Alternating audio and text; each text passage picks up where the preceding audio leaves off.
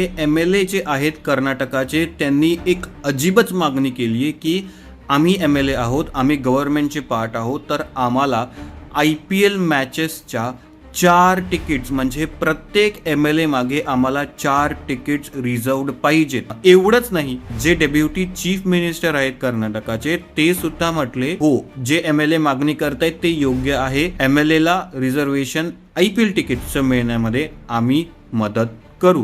जो एक cricket fan, खरा क्रिकेट फॅन आहे, ज्याला खरंच इच्छा आहे एक IPL मॅच बघण्याची, तो किती स्ट्रगल करतो. एक IPL तिकीट मिळण्यासाठी बुक माय शो मध्ये एवढी मोठी वेटिंग लिस्ट असते किंवा स्टेडियमच्या बाहेर एवढ्या मोठ्या रांगा लागलेल्या असतात. एक IPL तिकीट मिळवण्यासाठी एक खरा क्रिकेट फॅन इतका स्ट्रगल करत असतो. आणि हे जे गव्हर्नमेंट ऑफिशियल्स आहेत, ज्यांना निवडलं गेलंय गव्हर्नमेंटचं काम करण्यासाठी, त्यांना रिझर्वेशन पाहिजे IPL तिकीटसाठी. म्हणजे IPL मॅच बघणं ना आता एक आपला स्टेटस सिम्बॉल झालाय, की तुम्ही एक IPL मॅच बघायला जाताय, तेही जर तुम्हाला कोणत्याही चांगल्या स्टँडमध्ये जर सीट भेटली किंवा वेगवेगळे जे लाउंजेस असतात त्यांच्यामध्ये जर भेटली, तर तुमचा स्टेटस अजूनच भारी, तुम्ही अजूनच खूप मोठ्या स्टेटसची माणसं. म्हणजे IPL मॅच बघणं जर हाच एक स्टेटस सिम्बॉल बनत असेल तर ती सर्वात चुकीची गोष्ट आहे. कारण का IPL ज्यांच्यासाठी बनलंय ते म्हणजे खरे क्रिकेट फॅन्स, त्यांच्यासाठी IPL राहणारच नाही. तुमचं काय मत आहे यावरती?